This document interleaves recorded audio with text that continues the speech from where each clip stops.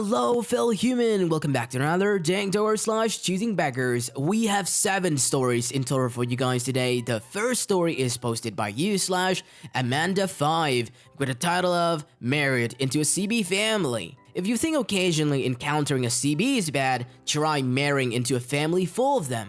I made that mistake. My wife came from full-blooded white trash who assumed that since I worked a decent job, I was obligated to cover all of their expenses.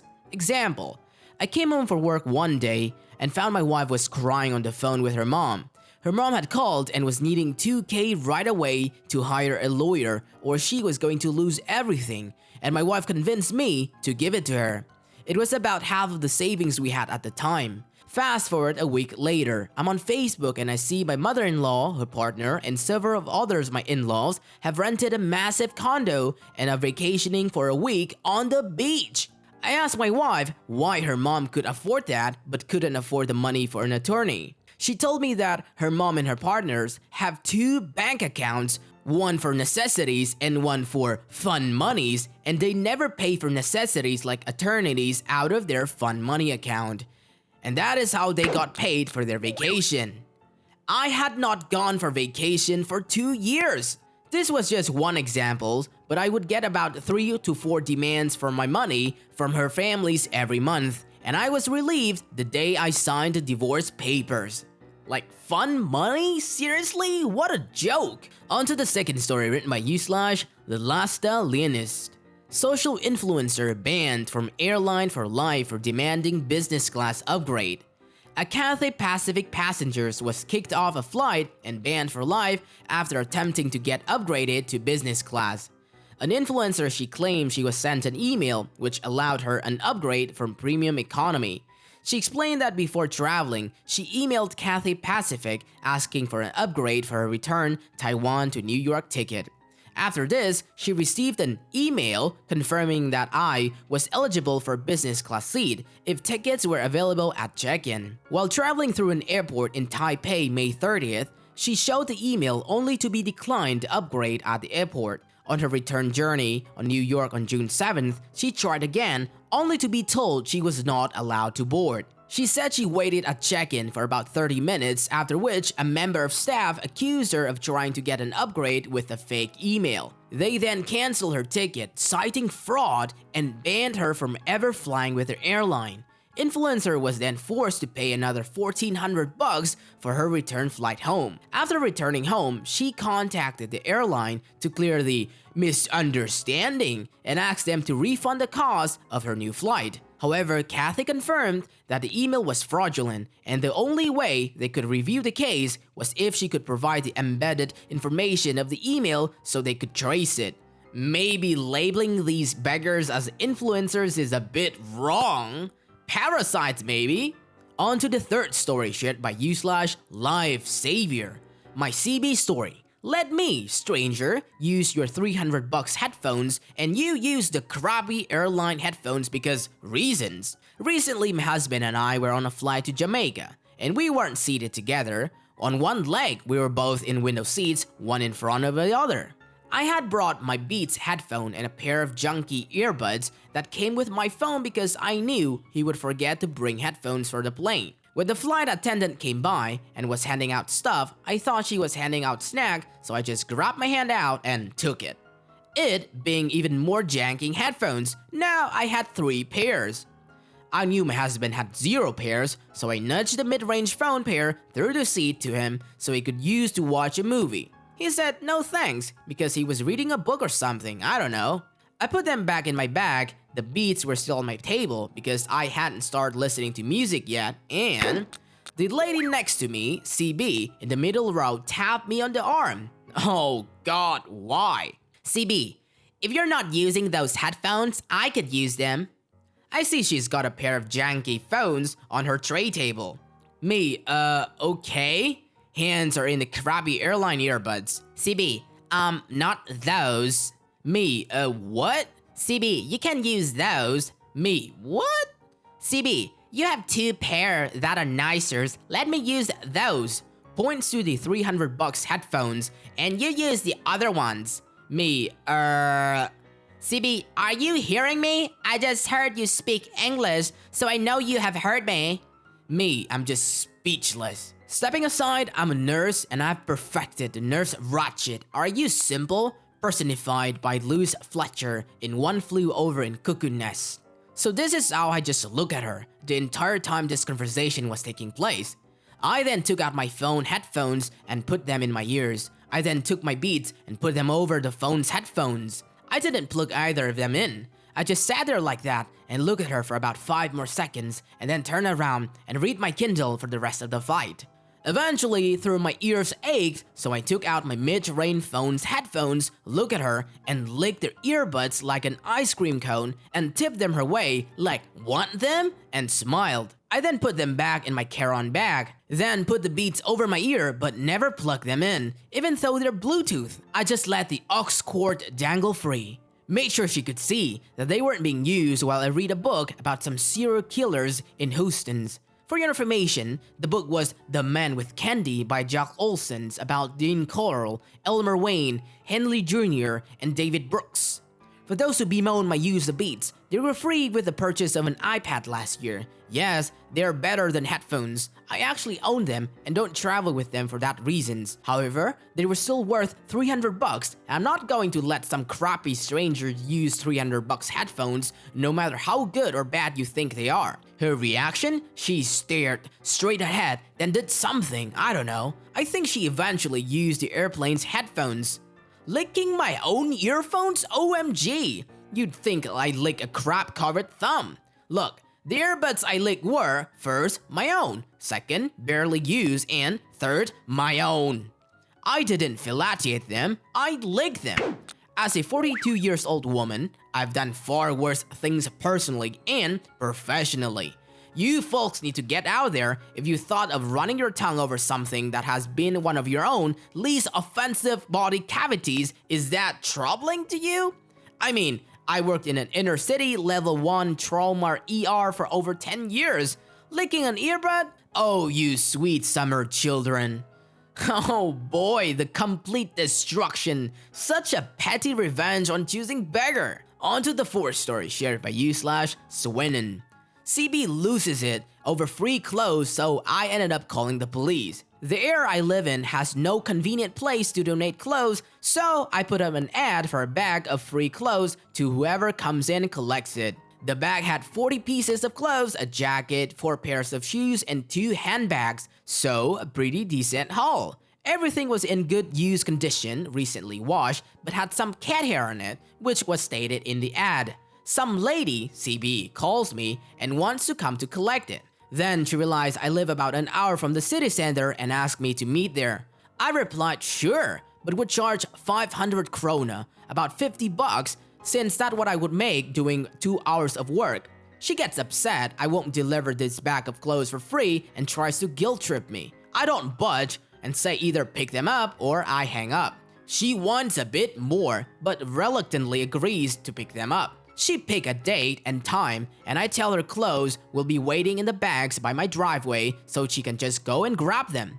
This is because I didn't want to actually deal with her, and as a single female living alone, I'm reluctant to let strangers into my home. She picks up the clothes and then calls a couple of hours later complaining nothing is new and it has cat hair on it. I tell her it was stated in the ad. She also starts complaining that nothing fits her. I tell her the sizes of the clothes were also in the ad. She gets really angry and starts telling me that if I'm going to give clothes away, they should be at least good clothes and it's rude to give away old clothes. She tells me that she's going to bring the clothes back and she wants the better ones. I tell her no, and she starts yelling, so I hang up. A couple of hours later, I hear someone pounding ballistically at the door.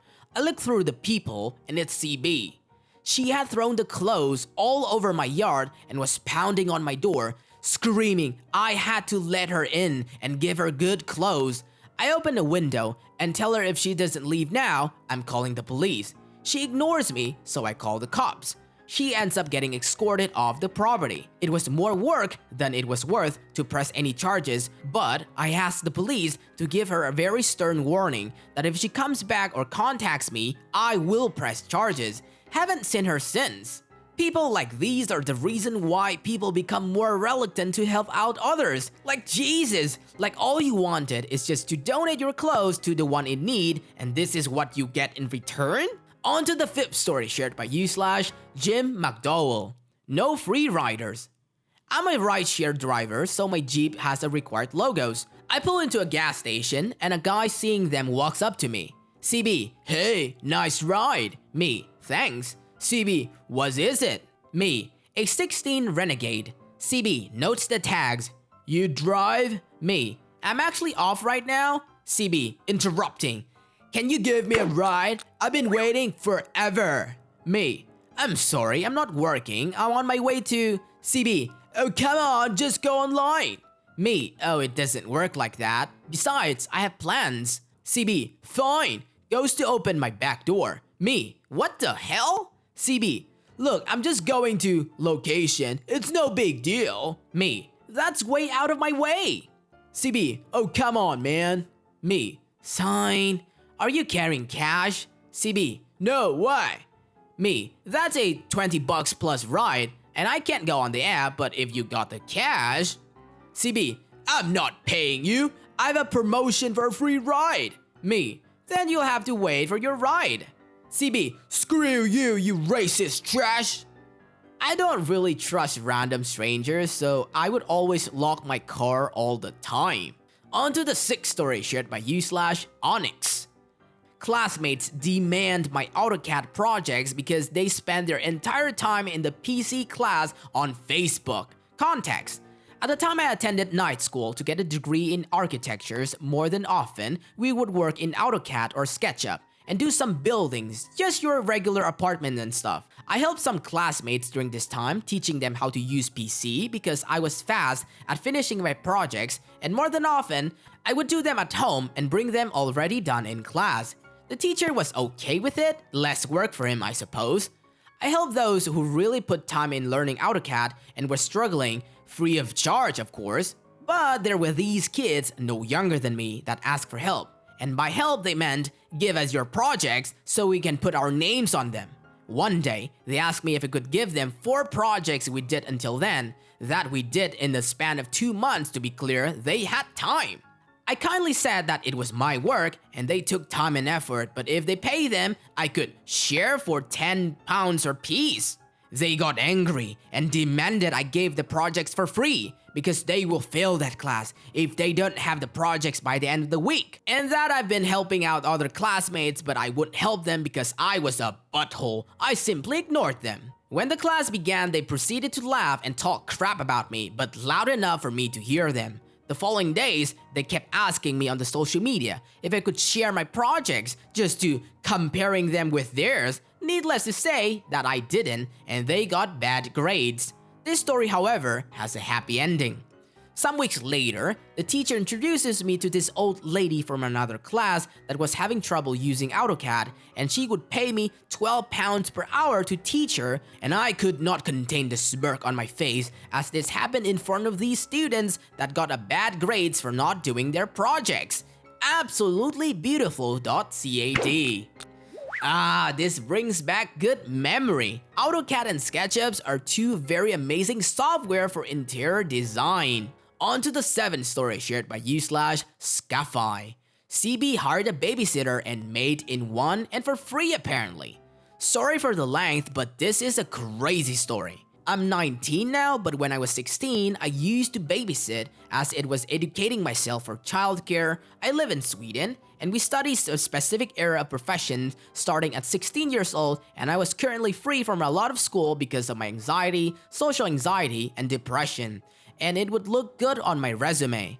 And I love kids and enjoy the work and took 100 Swedish krona per hour, like 10 bucks. And no one ever had a problem with the cost, and as I cooked, did dishes, didn't charge for extra multiple kids, and activated the kids mentally. I had a few regulars, enter the CB, a friend of the 3 of my regulars that got my number from the mother of the 4 of the kids I had every Wednesday from 2 p.m. to 11 p.m. She called me and asked me to take her daughter in home that Wednesday. This was the conversation. CB, Hey, I need you to watch my daughter this Wednesday from 6 a.m. to 11:30 p.m.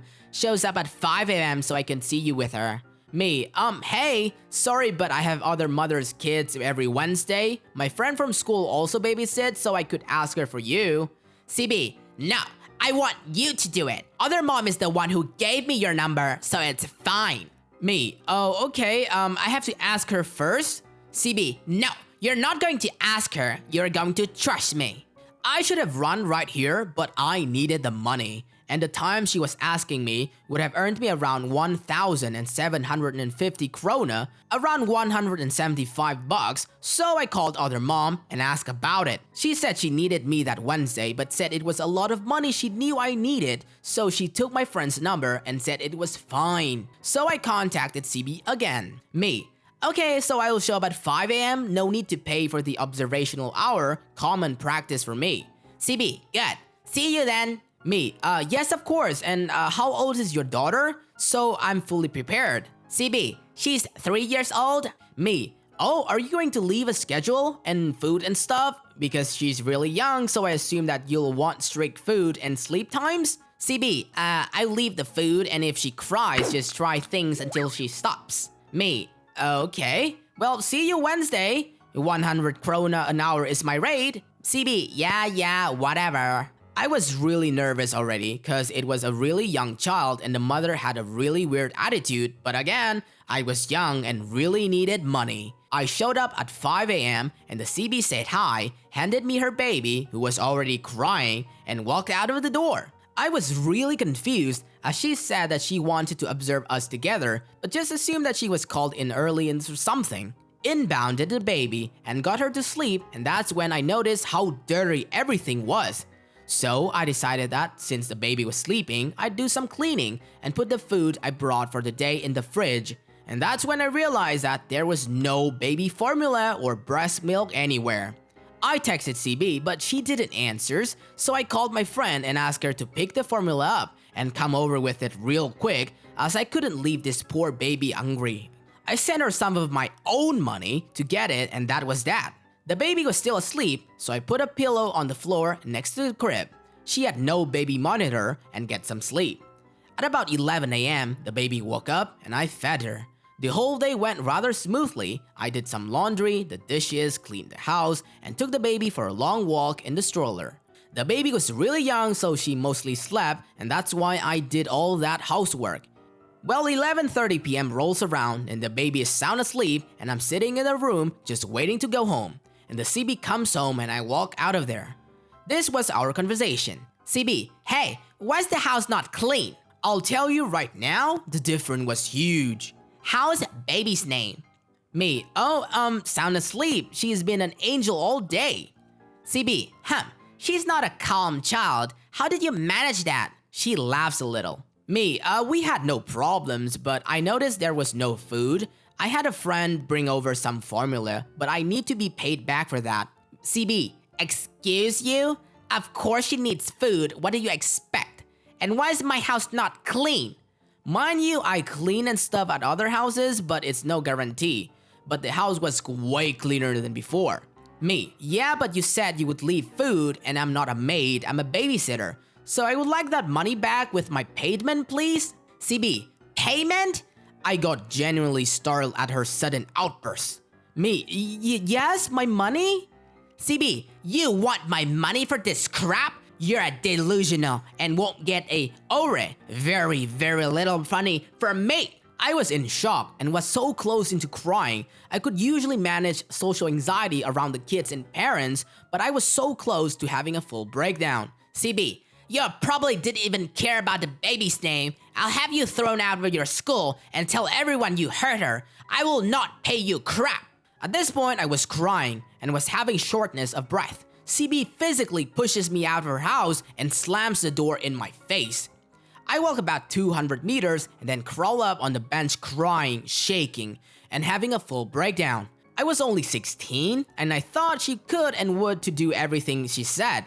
After about 80 minutes, I called my father, who had been super worried about me as I wasn't home yet. He came and got me home as I was still crying and telling him about what had happened. He was visibly upset, but I guess mostly wanted me to get home to my medication, dog, and bed. The day after, I wake up about 1 p.m. and my phone was blowing up. The choosing beggar was cussing me out because my father had called CPS, the other parents I babysitted for, and the police because of how I was treated by her. After a few anxiety attacks, my dad came home and blocked her number. I was called by the CPS and the police to give the statements. I was so nervous but told them everything. I got an outpour of love from the other parents. I never heard anything about her again.